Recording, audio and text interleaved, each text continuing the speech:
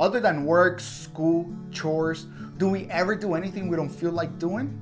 You see, it's not in our human nature to want to take action on things we simply don't feel like it's for us. Unless it's something we like, something we're good at, that we may be prone to engage in it. The issue lies when we know there's a need around the world that requires us to take action, but we simply choose to ignore it because we simply don't feel like it's for us. Some things are not meant to be initiated by whether we feel like it or not, but by the mere necessity of your presence in that matter. You don't have to feel like feeding the poor to hand someone in need a loaf of bread or even share the gospel. You just know it's the right thing to do and you do it.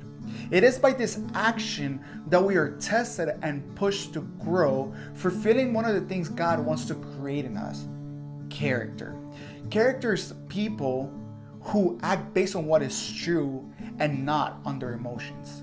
Most of us have heard the famous quote by Gandhi that says, "Be the change you want to see in the world." But there's one effective way of stopping people from achieving this, and that's the waiting game.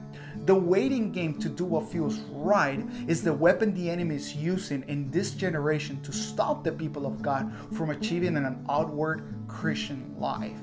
This causes the work of God to stop in our lives, our families, our friends, our community, and ultimately the world.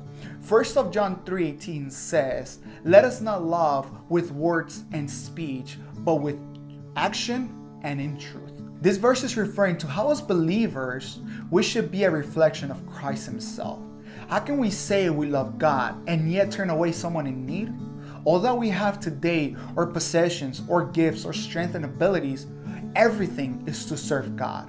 How do we serve God? By serving people. And no, not just the people within the four walls of your church. Serving people is serving anyone that comes in your path: a friend, a co-worker, the person sitting next to you in the subway, or the person standing behind you in the grocery store.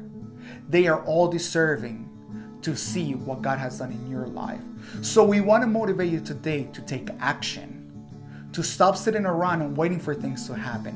Be the change you want to see in your family, your friends, your life. Exchange your excuses for action.